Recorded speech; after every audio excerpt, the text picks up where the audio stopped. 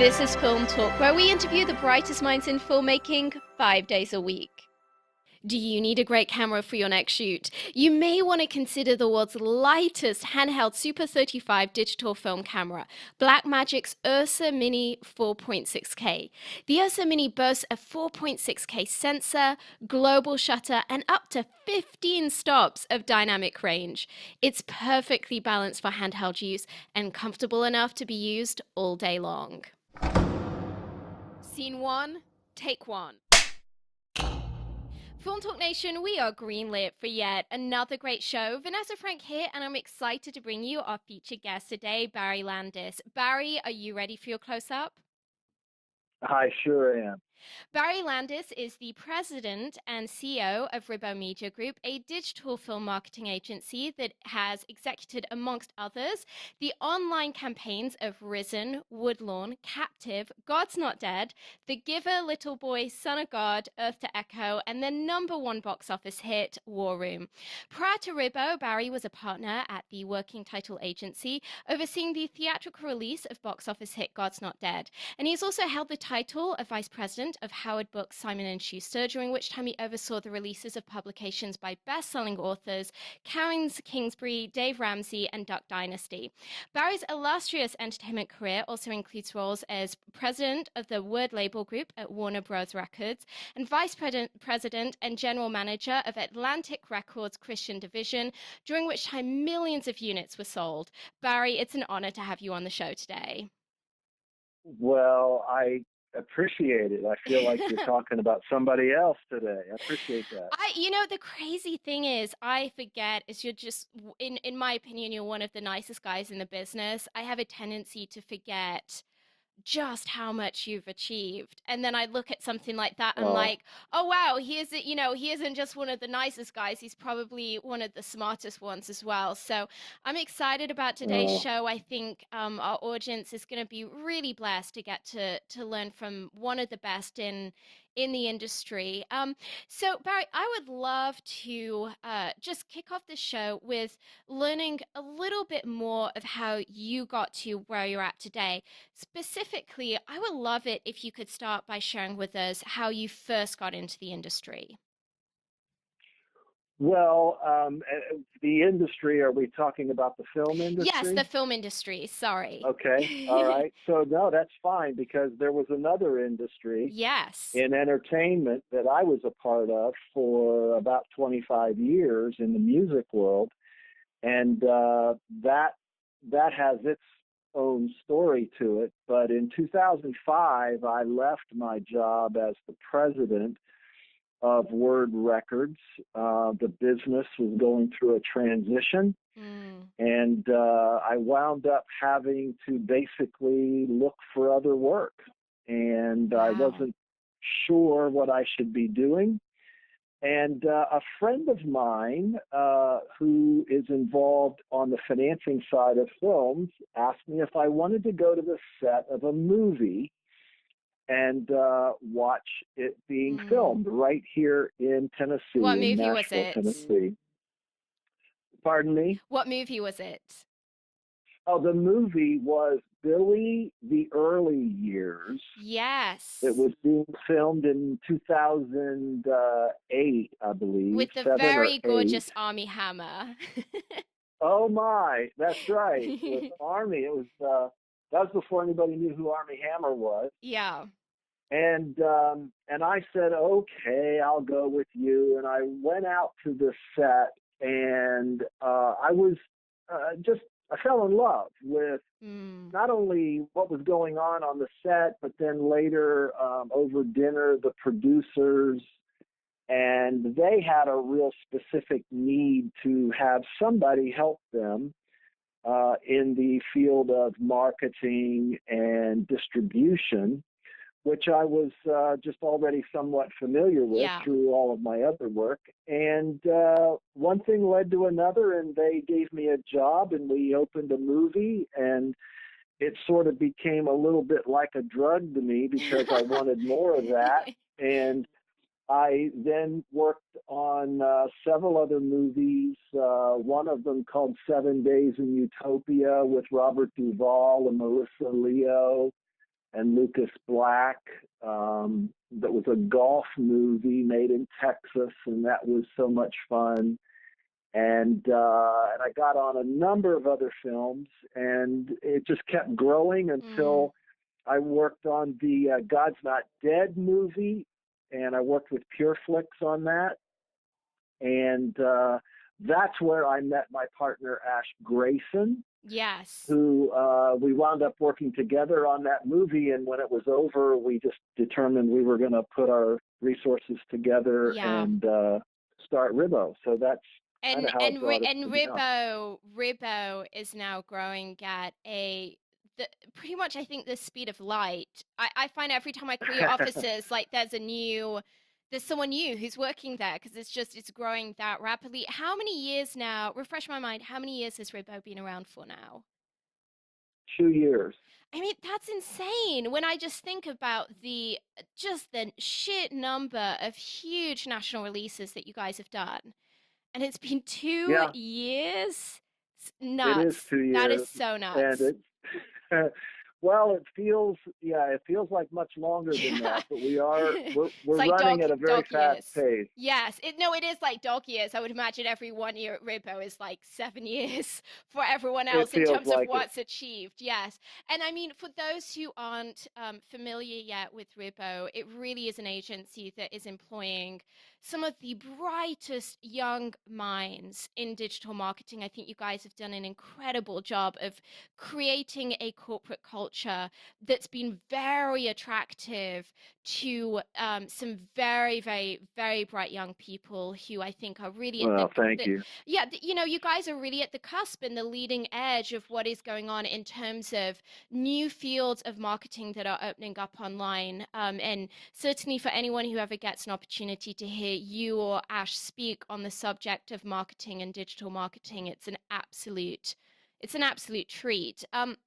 So, thanks. Barry, I'm really excited to get to ask you some of these questions today, just because I feel that you play a very almost pastoral role within the film industry. You have an incredible ability to impart, I think, a lot of wisdom and encouragement, and that necessary balance of astute perception of what's going on, but at the same time, just bringing a lot of hope with that, which is rare, because I find normally in this industry, it tends to be either, one or the other, and it's hard to find people who have that right balance.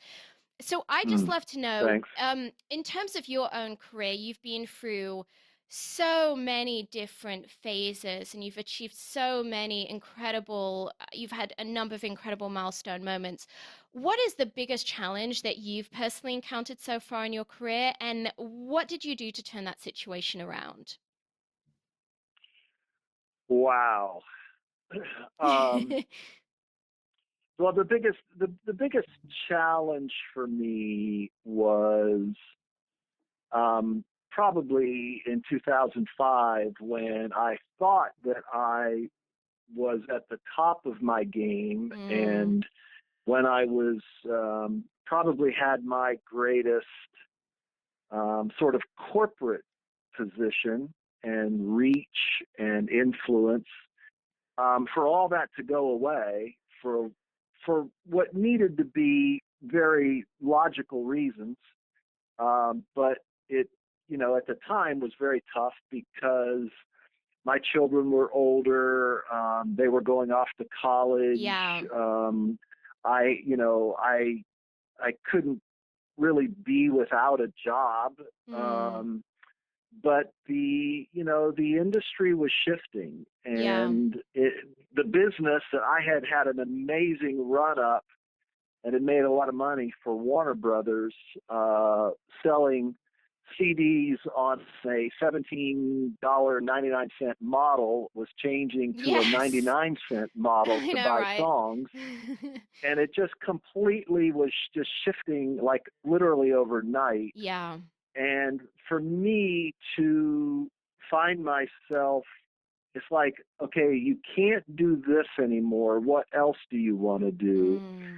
And I literally did not know what else I wanted to do. I went through a period of probably 2 years where and that's a long time. Wow. Where Wow. you're just like, what am I supposed to Yeah. do? I don't like. I liked what I was doing. What Yeah. am I supposed to And do? Barry, And I think that there's a lot, I've noticed that there's a lot of people of kind of who are at that point in life where they're too young to retire, but they've already had a life in something, and it's that big question mm, mark when you suddenly go, I might have another 30 years, but what am I going to do for my second act?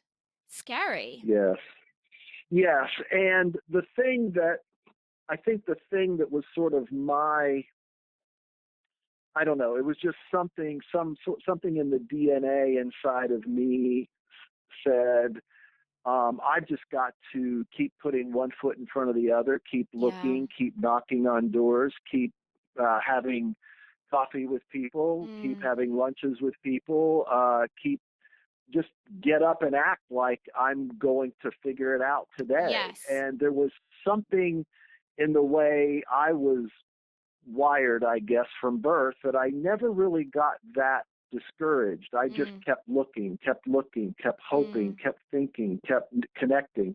Yeah. It's when you and I first met, I think, around a networking breakfast that we Yes. started in Nashville, and it was then that I decided, well, I'm going to talk to my friend Rich Peluso and Ben Howard, and let's see if we can put this together. Okay, Yeah. good. So that's going on. Now what else can I do? And you know, I don't know how to explain it, but just you keep putting one foot in front of the Yeah. other, and then the doors kind of open and the light Mm. shines, and all of a Yeah. sudden you don't remember those days before, and you've sort of broken through. But Well, it's that was amazing. the I think so many people would be so surprised to hear the story when they surely look at the last 2 years of your career and go, "This guy has the Midas touch." I mean, just the networking breakfast that you were discussing. I was just at one of those events last week, and there were what 200 people there, maybe. I mean, it was huge, and yeah, this is an event that you started with three guys in a right, coffee right. shop, and now you're having you're filling entire rooms of people who just through Mm, word of mouth have heard about what you're doing. It's interesting. I have a very excellent mentor, Danny Johnson, who's a business mentor to a lot of people, and she gives a really great teaching on unemployment, in which she advocates that when you're unemployed, when you're in that season of transition, you have a job. Your full-time job is finding work, which means you need to be mm. every single day hitting the pavement, having lunch with people, having coffee with people, emailing, calling, speaking to anyone you know who may possibly know of someone who would be a right fit for you. And I think it takes a lot of it takes a lot of discipline to do what you did, and just for 2 years be willing to not let yourself be deterred in that process. Well, and it's harder when you're of an age where Yeah. you aren't trained that way. I'm Yeah. you could be my daughter, right? I would Uh, love to be your daughter, Barry. Though I have an amazing well, father already, but you would be a great second you father. do. You have a great dad. I love your dad. But when in my generation, you if you moved jobs, if you transitioned, you were considered flighty, or you were Yeah, considered it was the job like for you would. life kind of mentality.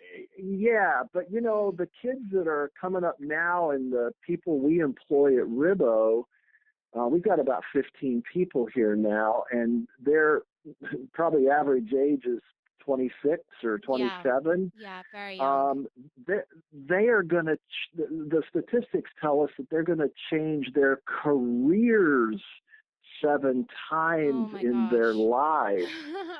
So there's much more openness now towards Yeah. people going from the medicine field, from the field of medicine, Mm. to law, to going to seminary, to Yeah. going to entertainment, to I Yeah. mean, like, it's just amazing what's going on, and I think that's wonderful Mm. personally. Yeah. But it was not natural to me. It No. did not happen as a natural way, but somehow I naturally knew I Mm. had to keep moving, and Mm. fortunately that Yeah. did work out. I think there's a lot of people in the music industry who, evidently, there's a lot of people in the music industry who went very much through that transition. I assume you must, Barry, do you know Chuck Howard, the producer of I'm Not Ashamed that's coming out this summer? Sure, Yes. So sure do. he had an incredible music career. I mean, he put out I believe the most sold record of all time with Leanne Rimes, and had Hmm. so many, kind of top 10 hits. I just couldn't even remember what all the stats are. It's pretty phenomenal. And he had that moment himself a few years ago where he just went, you know what, guys, music is dead. Like, this music industry model, done. I'm moving on to the film industry. And he had that same light bulb that you had of realizing that a lot of the skills that he'd acquired in the music industry were really applicable to the film industry. Yeah, they do. They transition, and for me, I was never really a musician. Mm, I never was trained. I could play guitar and I could sing, but all of my giftings in that world were by ear. I could hear things way better than I could read them. yeah. And so my giftings really became more around the marketing and Mm, promotion and publicity and merchandising and all of the sort of the skills of trying to figure out what a market wanted for something and then trying to build something to fit that market. mm, And believe it or not, that was very transferable from music to film. And so yeah. at the end of the day, that wasn't that hard of a transition once I kind of had paid a little. You still got to pay a little dues.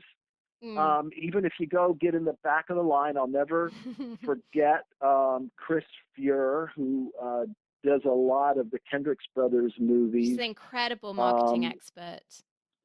she's wonderful, and I'll never forget the day she said to me, well, if you want to earn $150 a day and go out and show my movie around the country, No i'll way. i'll i'll do that. So I went and You got did back that? after I made $500,000 a year in the music Oh my business. I turned gosh. around I and never made knew this. $150 I never a knew night this. Oh my going out and gosh. showing the movie. But Oh my gosh. what it did was it showed me how the movie business worked. Yeah. And I began to pay attention, and I'd never been inside of a projectionist room. I'd never Yeah. seen how the movies, were played. I had Mm, never understood some of the behind the scenes parts of mm, movie, the releasing windows, the yeah. distribution, the issues that you deal with. And it was fascinating to me, and still, thankfully, all very exciting. So, It sounds to me you almost like just keep Chris, doing it, it. it sounds like almost like Chris was paying you for an education in some Yeah, well, in a ways. way, don't tell her that because she'll want her royalty. But yes, it does a little bit. Oh my gosh.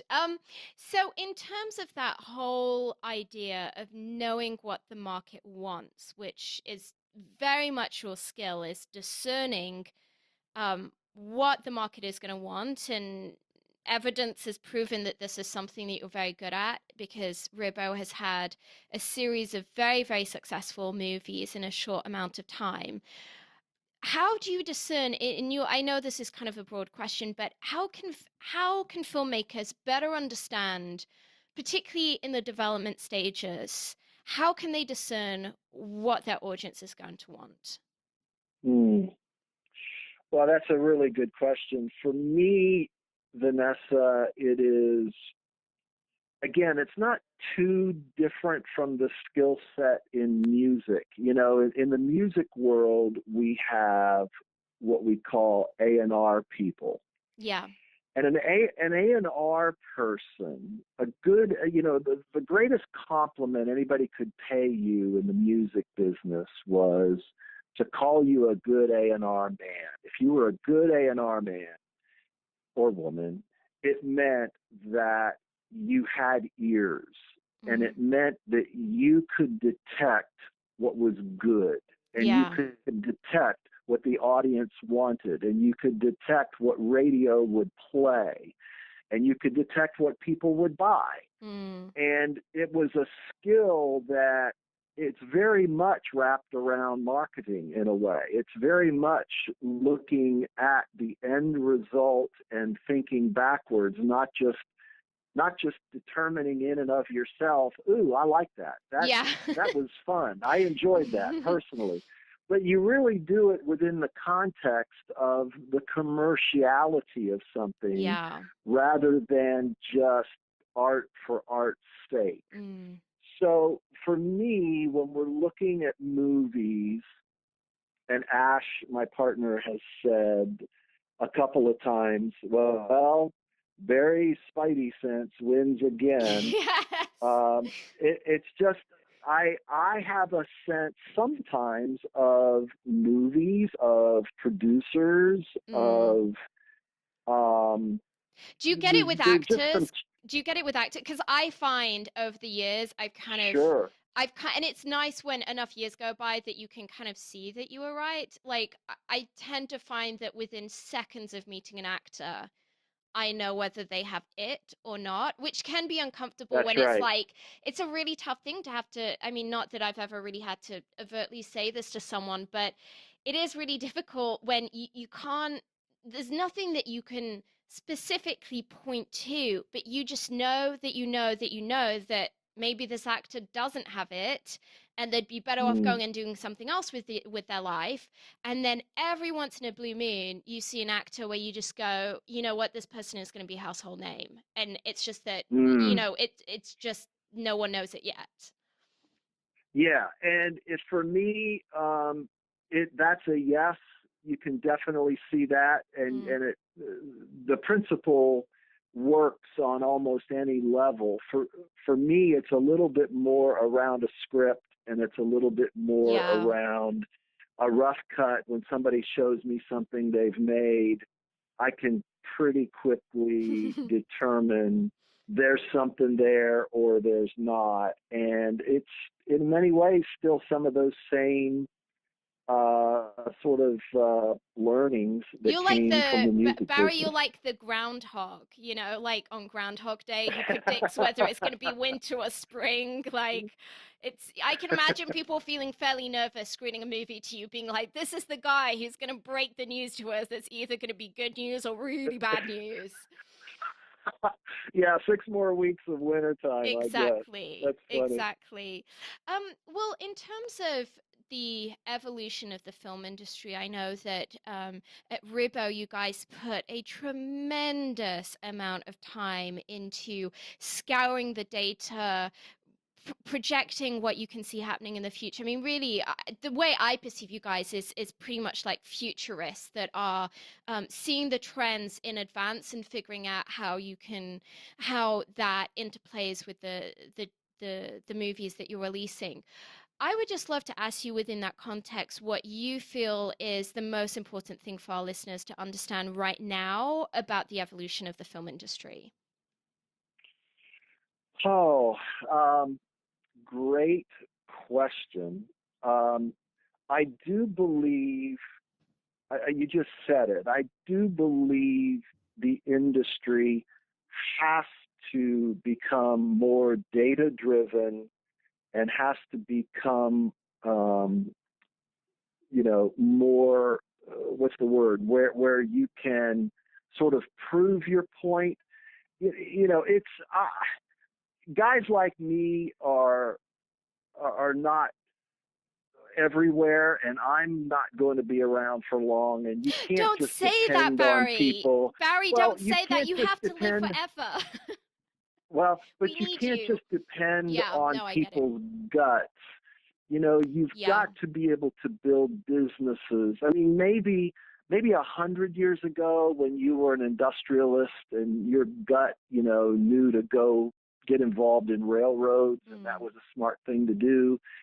But these days, I really believe you have to inform everything you're doing with data. And yeah. that's why I love so much about Ash's approach here that, I will look at artwork, and I did this for years in music. I'll say, well, this is actually a better record cover right here. I can tell you by Mm, looking at it. yeah. Ash will look at movie posters, and he'll say, I think this, but let's test it. And I'm Yes. like, Yeah. test it? He's like, yeah, let's go out to Facebook and let's test it. And we do it all the time. And Mm, now we're testing trailers, we're testing artwork, we're testing titles of movies, we're mm. testing audience segments, everything we're doing, we're testing. And Yeah. I think everyone's better if you do that. I think Yeah. that makes a better business model. Yeah, absolutely. And I think one of the things that I really love about Ribbo is that I feel that you guys do a really good job of marrying data with that gut feeling and that personal Mm. approach. And I think that is always the challenge, is finding that right balance. I know I had an interesting conversation with Ash about this when he was on the show, of just the issue of, if you just look at the data, that can lead to absolute catastrophes. There has to be that moment where, as Netflix is so brilliantly doing right now, you look at the data, but then you also have people, experts in their field, that can do what you do, which is to bring that Mm. intuitive gut sense that's an overlay onto the data, that then means that what one has is a very well-rounded approach to that campaign or to Yeah, that development. and it's not. It's look. When I was your age, I used to look at older people, and I would be jealous that I couldn't be at that level Yeah. at the age that I was. But I really do believe now, looking back on a lot of this, it does take some time. Yeah, it does. It's like, the fine wine that is aged, and then Yeah. it's different than just immediately being available. Yeah. There's something to that maturation process, Mm. and you learn enough things, and you get enough bumps on your knee, and you kind of learn what hole not to step in. And sometimes it's just sometimes the best thing is just learn where not to lose Yeah. money or lose ground. And so when you stop making mistakes, and you can just not fall backwards Mm. in your campaign, then you're actually making headway, and you can continue to do that. That's very wise. I think it's a message that our industry is so about instant gratification, that it's rare to have someone point that out. And I definitely do agree that having those 10,000 hours plus of experience is invaluable. No matter how Well much said. no matter how much raw talent you have, I think experience is always going to win out. Well, Barry, we're about to enter our final act, in which we're going to be getting some of your top recommendations. But before we do so, let's take a moment to thank our sponsors. When you're putting together that masterpiece movie, the coloring is a major creative decision. It can make the difference between whether the audience interprets your story as warm, cold, dark, or light, and it can help define the genre of the film. Here's a quick tip. Horror movies tend to have blue tones, romantic comedies tend to have warm tones, apocalyptic movies tend to be grey and washed out, movies in which reality is off kilter tend to have green tones, and action movies tend to feature a lot of teal and orange, particularly in their artwork. The Emmy Award winning DaVinci Resolve from Blackmagic will help you get that perfect color for your next production. The DaVinci Resolve 12 combines professional non-linear video editing with the world's most advanced color corrector, so you can now edit, color correct, finish, and deliver all from one system. The DaVinci Resolve is completely scalable and resolution independent, so it can be used on set, in a small studio, or integrated into the largest Hollywood production pipeline. From creative editing and multi-camera television production to high-end finishing and color correction, only DaVinci Resolve features the creative tools, compatibility, speed, and legendary image quality that you need to manage your entire workflow, which is why it is the #1 solution used on Hollywood feature films. Barry, welcome to the final act, where you'll be sharing incredible resources and mind blowing answers. Are you ready? I am. Barry, what is, as someone who gives out a tremendous amount of wisdom and good advice, what is the best piece of good advice you've ever personally received? The best piece of good advice that I ever received was to be prepared. Yeah. I feel like so many people want to, you mentioned it a minute ago, in this fast paced society, they want to get to this level, they want to move to the next level, they want to experience this now.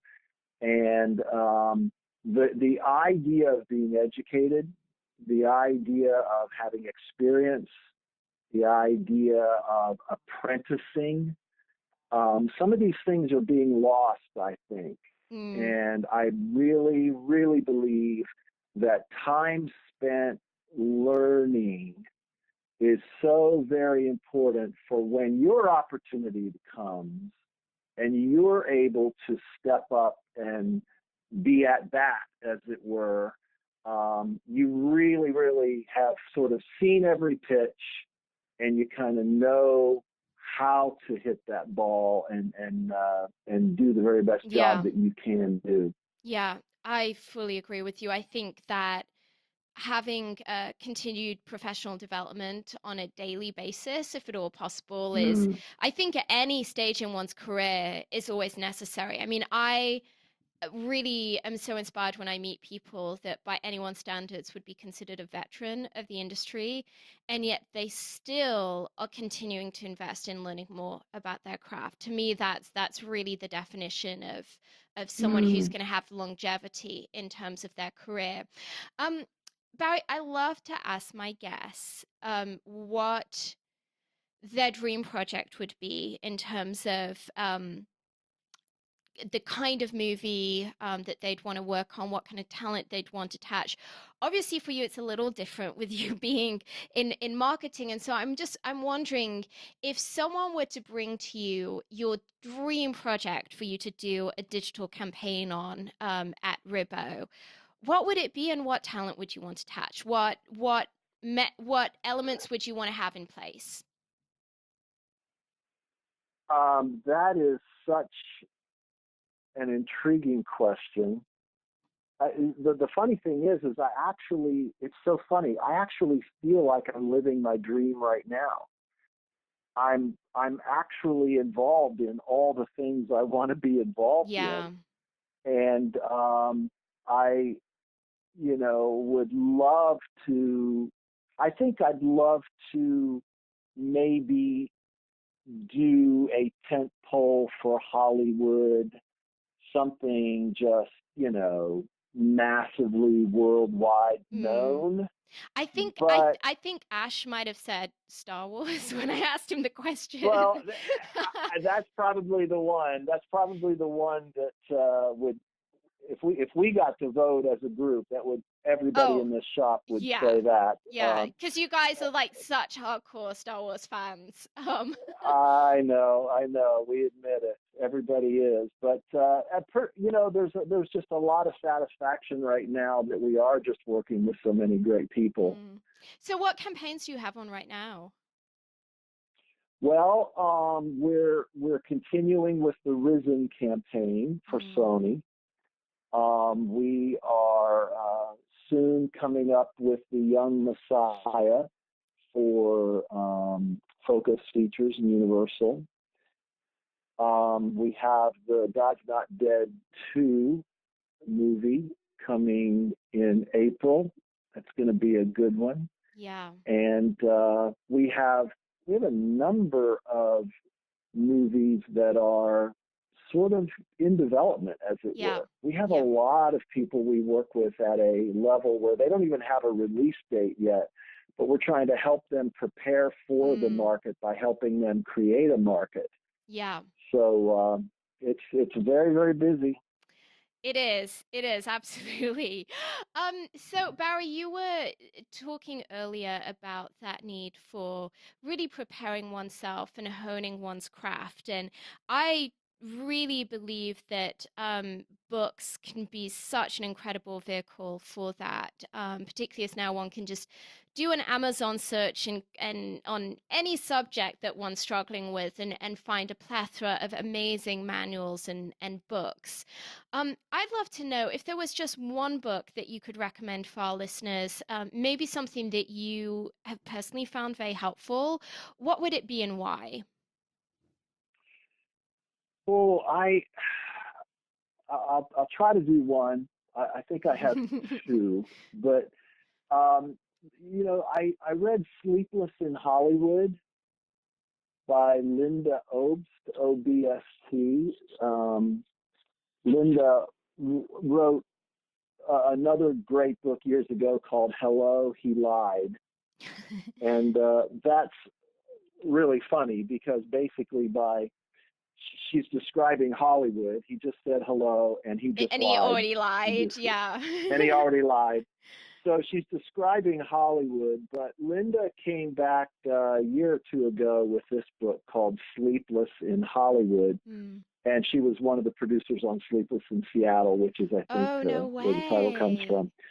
But she goes into what's going on right now and basically describes the new abnormal.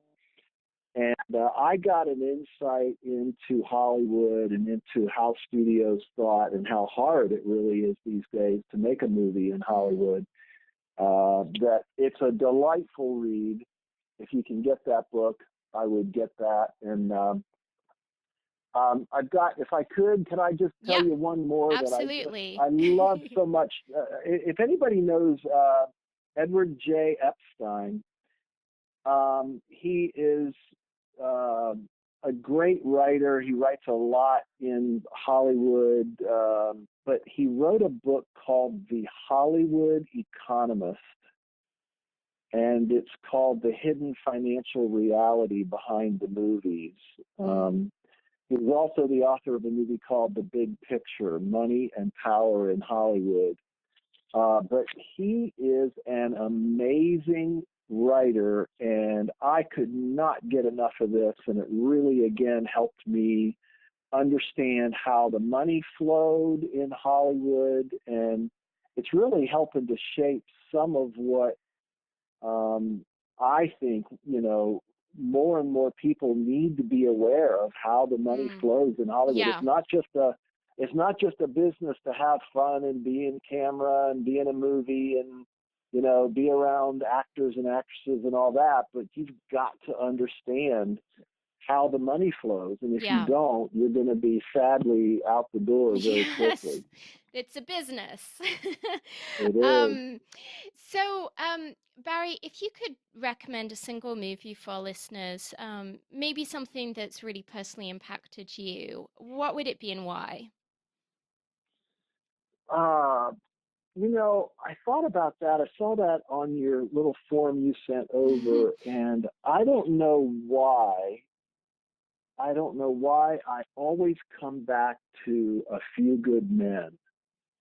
Huh. Um, the movie A Few Good Men just continues to haunt me in Yeah. terms of the message in that movie. Mm. And I think as culture goes on, I think there are some issues there with respect to honor and honesty and very, very basic things in life that I just have to continue to sort of watch that movie and judge what's going Mm. on around me.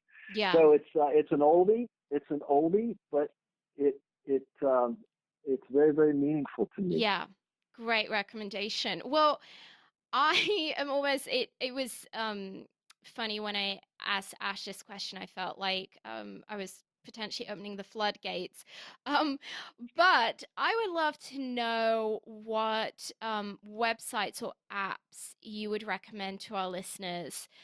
Maybe if there's a specific website or app that you believe is just really, really helpful to filmmakers that they should be getting plugged into. What would that be and why? Well, yeah, you're right. I think Ash is the one who knows more about that. But I will tell you the one app the one app that I use, if you're not using, you absolutely must use. It's called Run P.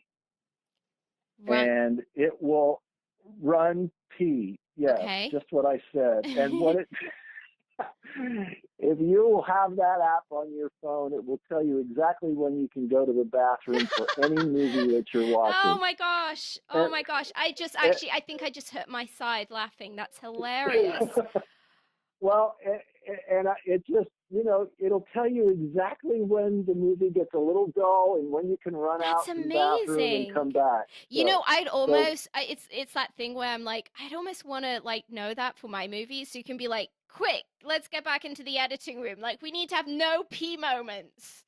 So that's it. See, if everybody could design a movie so you didn't have to go to the bathroom, then that would be a great movie, right? yeah, no, seriously, that's what we all need to be working towards as a movie. That people just their bladders are bursting at the end because it's like, I did not want to leave the room. I would rather just, like that's what the goal is. Well, Barry, it's time for the martini shot. What parting piece of guidance do you want to share with us?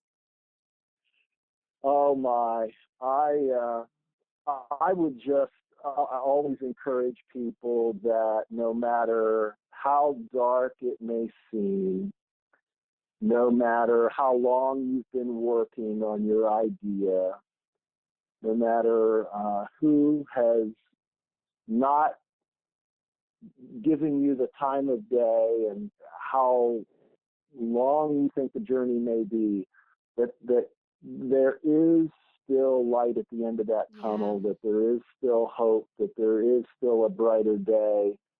And I would just encourage everybody in this industry, these movies take years and years and years of our lives to make. Yes. We always have to remember that it takes a positive. You have to set the tone for everybody on your team, and you have to be encouraged, and you have to know that you're going the right direction, and just be positive. Yeah. And keep a great outlook, and it will make the world of difference in what you get accomplished. That is such great advice, Barry. I actually think I needed to hear that myself today. So thank you, thank you, Oh, thank you. fantastic. Well, that's a wrap. Film Talk Fantastic. Nation. In this industry, you're only as good as the people you know. And today, you've been hanging out with Barry Landis and myself. If you want to go the extra mile, head over to filmtalkpodcast.com and type Barry Landis into the search bar. The show notes from today's show will appear along with everything we discussed, like Barry's recommended book and movie. Barry, we appreciate you sharing your priceless insight with us today. Film Talk Nation thanks you, and we'll see you on the red carpet. Thank you.